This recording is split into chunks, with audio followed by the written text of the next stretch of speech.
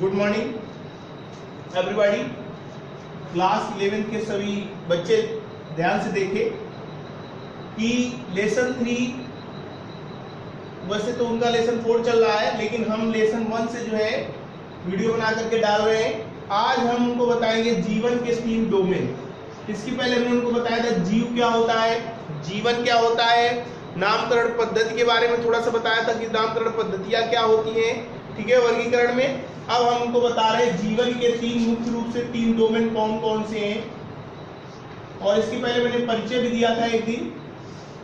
जीव विज्ञान क्या होती है, जीव विज्ञान के कितने भाग होते हैं, विज्ञान क्या होती है, इसके बारे में भी बताया था। विज्ञान में हमने ये भी बताया था कि बहुत शाखाएं होती हैं जिनका आप जो है अध्ययन आसानी से नहीं कर सकते हो, ठीक है। तो जीवन के डोमेन, जीवन के डोमेन।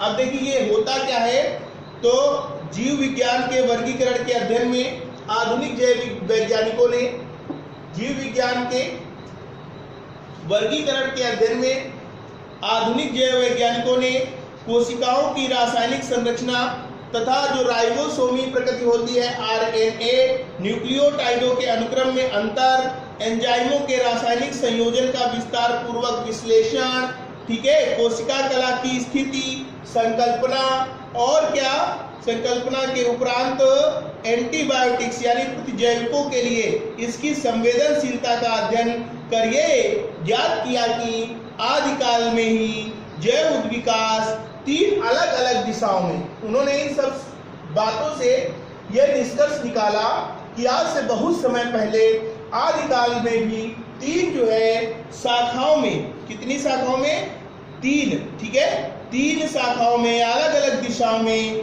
अग्रसर हो गया था। यह जिससे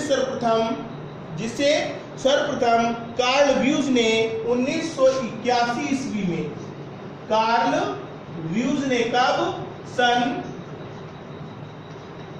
1981 ईस्वी में, और अन्य एवं उनके साथी सहयोगी अन्य वैज्ञानिकों ने संपूर्ण जीव जगत की 3 अलग अलग जगतों में व्याख्या की। अनेक वैज्ञानिकों ने इनकी कितने, 3 अलग अलग जगतों में, संपूर्ण जीव जगत की 3 अलग अलग जगतों में इनकी व्याख्या की, जिन्हें जीवन के 3 डोमेन के नाम से जाना जाता है। फिर से एक बार सुनेंगे।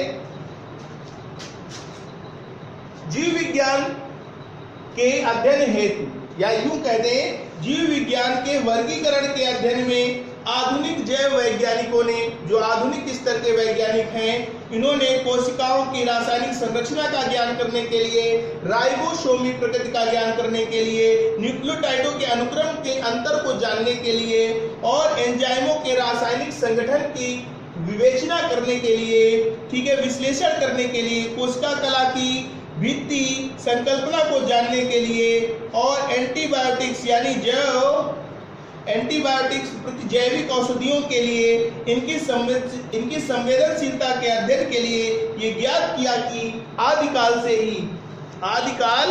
से ही मतलब पुराने समय से ही जैव उद्विकास 3 अलग अलग दिशाओं में, जो जीवों का विकास है वो 3 अलग अलग दिशाओं में अग्रसर हो गया था, जिसे सर्वप्रथम कार्ल व्यूज नामक वैज्ञानिक ने सन 1981 ईस्वी में एवं अन्य वैज्ञानिकों ने संपूर्ण जीव जगत को 3 भागों में बांटा, ठीक है। सबसे पहले जीवाणु साम्राज्य में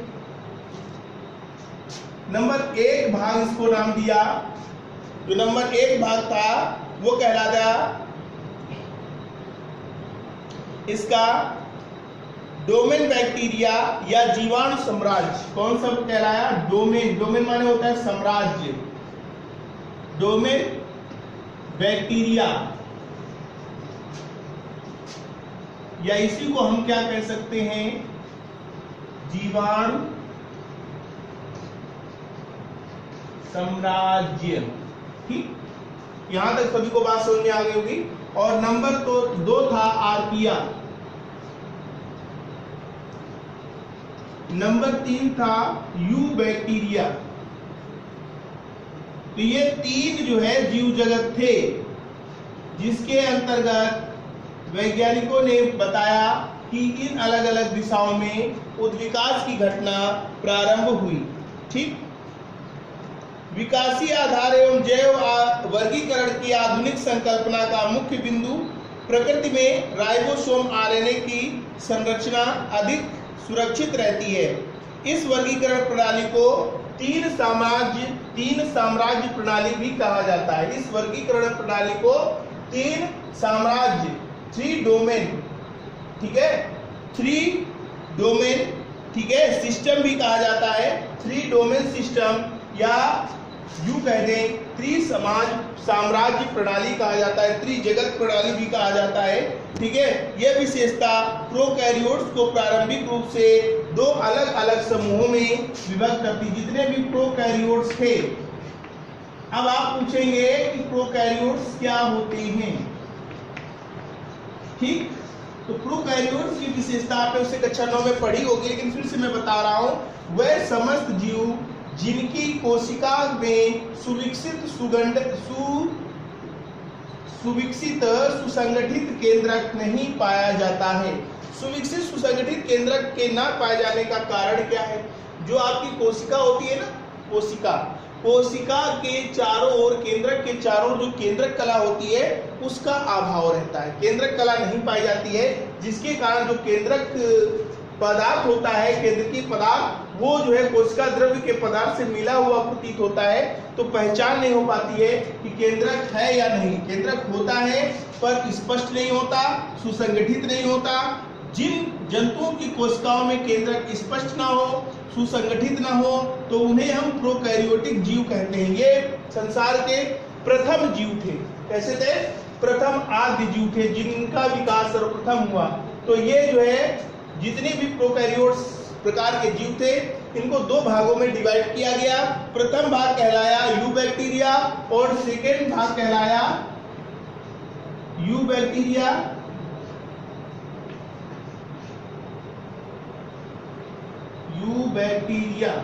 ये इसका फर्स्ट भाग था। ठीक, यूबैक्टीरिया इसका फर्स्ट भाग था। सेकेंड भाग कहलाया आर्कीबैक्टीरिया।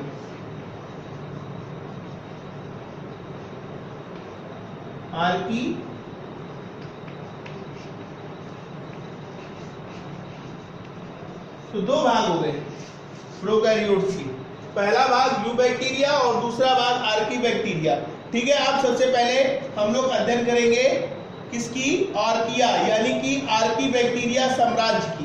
तो आर्कीबैक्टीरिया साम्राज्य में क्या होता है, हेडिंग अब डालना है हमें सबसे पहले। आर्कीबैक्टीरिया यानी आर्कीबैक्टीरिया डोमेन क्या होता है, इसमें हम पढ़ेंगे ये अति आद्य प्रोकैरियोटिक, आद्य माने सबसे पहले आने वाले। ठीक है, ये अति आद्य प्रोकैरियोटिक जीव होते हैं। इनकी कोशिका कला शाखित हाइड्रोकार्बन श्रृंखला के द्वारा निर्मित होती है। सबसे पहले लिखेंगे ये अति आद्य प्रोकैरियोटिक जीव होते हैं। ये अति आद्य प्रोकैरियोटिक जीव होते हैं जिनकी कोशिका कला कैसी होती है? शाखित होती है, हाइड्रोकार्बन श्रृंखला के द्वारा निर्मित होती है। इनमें केंद्रक कला का अभाव होता है। मैंने बताया था जितने भी प्रोकैरियोटिक्स होते हैं उनके केंद्रक में केंद्रक कला नहीं पाई जाती, इसमें केंद्रक कला का अभाव होता है। इनका जीव रसायन एवं आरएनए संकेत जो होता है वो यूबैक्टीरिया से थोड़ा सा भिन्न होता है। इनका जो है आरएनए संकेत यूबैक्टीरिया से क्या होता है? अलग होता है। ठीक है, और इसी कारण से इन्हें आर्किया या आर्कीबैक्टीरिया कहा जाता है। ठीक, और इसके पश्चात सैद्धांतिक रूप से इन्हें आर्कीबैक्टीरिया में वर्गीकृत किया जाता है। ये विषम परिस्थितियों में अर्थात प्रतिकूल वातावरण, जब परिस्थितियां क्या हो? विषम, वातावरण कैसा हो? प्रतिकूल हो, तब ये अधिकता में उपलब्ध होते हैं और इन पर एंटीबायोटिक्स का प्रभाव नहीं होता है। ऐसे आर्कीबैक्टीरिया जो जीवाणु होते हैं, इन पर किसी भी प्रतिजैविक औषधि का कोई भी प्रभाव नहीं होता है। ध्यान देना, आर्कीबैक्टीरिया संघ के जितने भी सदस्य होते हैं उन पर किसका प्रभाव नहीं होता है? एंटीबायोटिक्स, प्रतिजैविक औषधियों का। ठीक है, और इसका जो उदाहरण है, इसका उदाहरण मेथेनोजेंस, हाइड्रोजन व कार्बन डाइऑक्साइड का मीथेन में अपचयन करने वाले जीवाणु। ठीक है, इसका उदाहरण है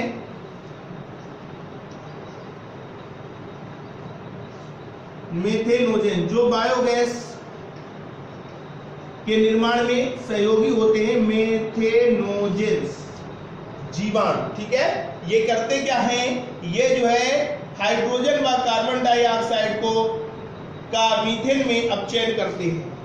ठीक, ये हाइड्रोजन व कार्बन डाइऑक्साइड गैस को मीथेन गैस में परिवर्तित करते हैं। ठीक, मीथेन का फार्मूला H2CO2, ठीक है, को बदलते हैं। तो यहाँ पर 2 ले लेंगे, 2H2, तो 2 दूनी 4, 4 हो गया, कार्बन का 1 है। ठीक है, तो इसको मीथेन में बदलेंगे। ठीक, इसमें बचेगा क्या, बचेगा इसमें ऑक्सीजन। ठीक है, वो ऑक्सीजन जो है मुक्त करेंगे। ठीक, ये करते क्या है, हाइड्रोजन और कार्बन डाइऑक्साइड से जो है आपस में लेते हैं और हाइड्रोजन का जो है कार्बन डाइऑक्साइड को मीथेन में बदल देते हैं। ठीक, इस प्रकार से ये अपचयन कर देते हैं। या फिर हम यूं मान लें, इस प्रकार से भी ये क्रिया हो सकती है।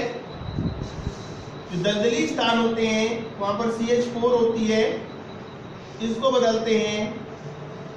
यहाँ पर CH4 ले लेंगे प्लस ले लेंगे O2, तो बदलेंगे किसमें, CO2 प्लस का H2, तो हो गए 4 हाइड्रोजन के हो गए, 1 कार्बन का हो गया, ऑक्सीजन के 2। इस प्रकार से इसको बदल देते हैं कार्बन डाइऑक्साइड और हाइड्रोजन गैस में। मीथेन को ये जो है ऑक्सीजन की उपस्थिति में क्या करते हैं, कार्बन डाइऑक्साइड और हाइड्रोजन में बदल देते हैं। कौन, मेथेनोजेंस नामक जीवाणु। ध्यान देना, ये आर्की बैक्टीरिया के सदस्य होते हैं। किसके, आर्की बैक्टीरिया के। बात समझ में आ गई। ये क्या करते हैं, ये मीथेन का अपचयन करते हैं ऑक्सीजन की उपस्थिति में और क्या बनाते हैं, कार्बन डाइऑक्साइड तथा हाइड्रोजन। ठीक है, ध्यान रखेंगे इस बात को। तथा हेमोफिल्स नमकीन वातावरण में रहते हैं और दूसरे इसी का उदाहरण होते हैं हेमोफिल्स, वो लवणीय वातावरण में रहते हैं। हेमोफिल्स भी इसी का उदाहरण होते हैं जो लवणीय वातावरण में पाए जाते हैं। ठीक है, समस्त जितने भी प्रोकैरियोटिक जीवाणु होते हैं उनको जो है इसके अंतर्गत रखा गया है। किसके अंतर्गत रखा गया है, आर्किया के, आर्किया के अंतर्गत रखा गया। आर्किया बैक्टीरिया जो होता है। और दूसरी बात हम बता रहे हैं आपको, डोमेन बैक्टीरिया या यू बैक्टीरिया। अब हम जो है हेडिंग क्या डालेंगे, डोमेन बैक्टीरिया या यू बैक्टीरिया। अगला सेकंड नंबर में होगा आपका डोमेन बैक्टीरिया या इसे क्या बोलेंगे, यू बैक्टीरिया। ये हमारा नंबर सेकंड होगा। ठीक, ये भी प्रोकैरियोटिक जीव होते हैं। जो आपके डोमेन बैक्टीरिया होते हैं ये हमारे क्या होते हैं, प्रोकैरियोटिक जीव होते हैं। ठीक, ध्यान रखेंगे, प्रोकैरियोटिक की बात करेंगे। ये प्रोकैरियोटिक जीव होते हैं। इनकी कोशिका कला ग्लिसरॉल से संबंध अशाखित वसा अम्ल की श्रृंखलाओं से निर्मित होती है। ये जो थे हाइड्रोकार्बन की श्रृंखला से निर्मित थे। और यू बैक्टीरिया के जो भी सदस्य होते हैं अर्थात डोमेन बैक्टीरिया के जो भी सदस्य होते हैं उनकी श्रृंखला किससे निर्मित होती है, वसा अम्ल की श्रृंखलाओं के द्वारा। ये किससे बने होते हैं, वसा अम्ल की श्रृंखलाओं के द्वारा ये निर्मित होते हैं। इनकी कोशिका की जो इनकी कोशिका होती है, कोशिका भित्ति, वो पेप्टिडोग्लाइकन्स, ध्यान रखेंगे, पेप्टिडोग्लाइकन्स के द्वारा निर्मित होती है। यहाँ पे लिख लेंगे, आप लोगों को समझ में नहीं आएगा। पेप्टिडोग्लाइकन्स, ग्लाइकन्स। जो यू बैक्टीरिया होते हैं उनकी जो भित्ति होती है वो पेप्टिडोग्लाइकन्स के द्वारा निर्मित होती है। किसके द्वारा, पेप्टिडोग्लाइकन्स के द्वारा निर्मित होती है। कोशिका द्रव्य में इनके, ठीक है, नग्न डीएनए अणु पाए जाते हैं। यू बैक्टीरिया के कोशिका द्रव्य में कैसे नग्न डीएनए अणु पाए जाते हैं। ठीक है, यू बैक्टीरिया में कोशिका द्रव में नग्न डीएनए अणु पाए जाते हैं और क्या होता है, इनमें केंद्रक कला का अभाव होता है। वही बात फिर आ गई, प्रोकैरियोटिक है तो इनमें केंद्रक कला नहीं पाई जाएगी, केंद्रक कला का अभाव होता है। सैद्धांतिक रूप से ये बैक्टीरिया में वर्गीकृत किए जाते हैं। इनमें प्रमुख रोग कारक प्रोकैरियोटिक जीव, जितने भी रोग कारक होते हैं और प्रोकैरियोटिक जीव होते हैं वो मुख्यतः सम्मिलित होते हैं। इनका अधिक विस्तार पूर्वक अध्ययन किया गया है। ये एंटीबायोटिक के प्रति अधिक संवेदनशील होते हैं। ये प्रतिजैविक औषधियों के प्रति कैसे होते हैं, संवेदनशील होते हैं। ठीक है, आगे क्या लिखेंगे इसमें, इसके बाद में लिखेंगे आर्किया के आरएनए व यूकैरिया के आरएनए से काफी भिन्न होता है। ठीक है, इनमें आरएनए पाए जाते हैं और दोनों के आरएनए में भिन्नता पाई जाती है। और इसके उदाहरण कौन कौन से हैं, इसका उदाहरण है माइकोप्लाज्मा। उदाहरण लिख लेंगे, इसका उदाहरण क्या है, माइकोप्लाज्मा, ध्यान देंगे। डोमेन बैक्टीरिया या यू बैक्टीरिया का उदाहरण होता है माइकोप्लाज्मा, साइनोबैक्टीरिया, आर्कियोबैक्टीरिया, माइकोप्लाज्मा व साइनोबैक्टीरिया आदि। यहां से आपका यू बैक्टीरिया भी समाप्त होता है। ठीक है, अब हम बात करेंगे तीसरे डोमेन की, जिसे हम यूकैरिया या यूकैरियोटा साम्राज्य कहते हैं।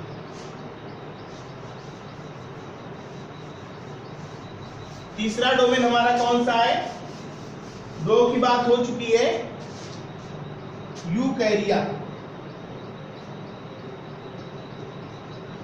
पहले हमने आर्की बैक्टीरिया के बारे में सुना, फिर यूरोबैक्टीरिया के बारे में समझा। अब जो है हम यूकैरिया की बात करते हैं या यूकैरियोटा साम्राज्य की। तो ये जो है सुकेंद्रकी कोशिकाओं के द्वारा,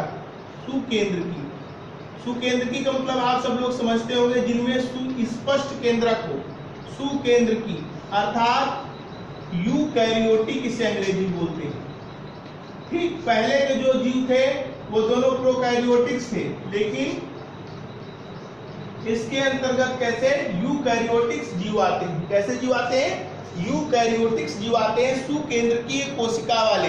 ठीक है, ये सुकेंद्रकीय कोशिका वाले जीव होते हैं। इनमें केंद्रक कला पाई जाती है, दोनों में केंद्रक कला का अभाव होता था। अब जब स्पष्ट है तो केंद्रक कला दिख गई तो केंद्रक दिख गया, अर्थात इनमें केंद्रक कला पाई जाती है। और क्या होता है, ठीक है, इनकी कोशिकाओं का संगठन यूकैरियोटिक स्तर का होता है। इनकी कोशिकाओं का संगठन यूकैरियोटिक स्तर का होता है। कोशिका झिल्ली एवं बैक्टीरियल कोशिका कला में समानता पाई जाती है। कोशिका झिल्ली व बैक्टीरियल कोशिका कला में समानता पाई जाती है। दोनों ही प्रोटीन, लिपिड प्रोटीन और क्या होता है द्वारा निर्मित त्रिस्तरीय झिल्ली के बने होते हैं। दोनों ही इनके जो है स्तर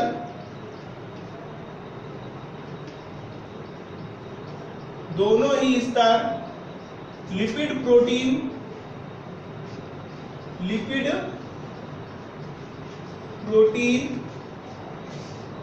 झिल्ली के बने हुए होते हैं। इनके दोनों स्तर लिपिड और प्रोटीन झिल्ली के बने हुए होते हैं और त्रिस्तरीय झिल्ली होती है।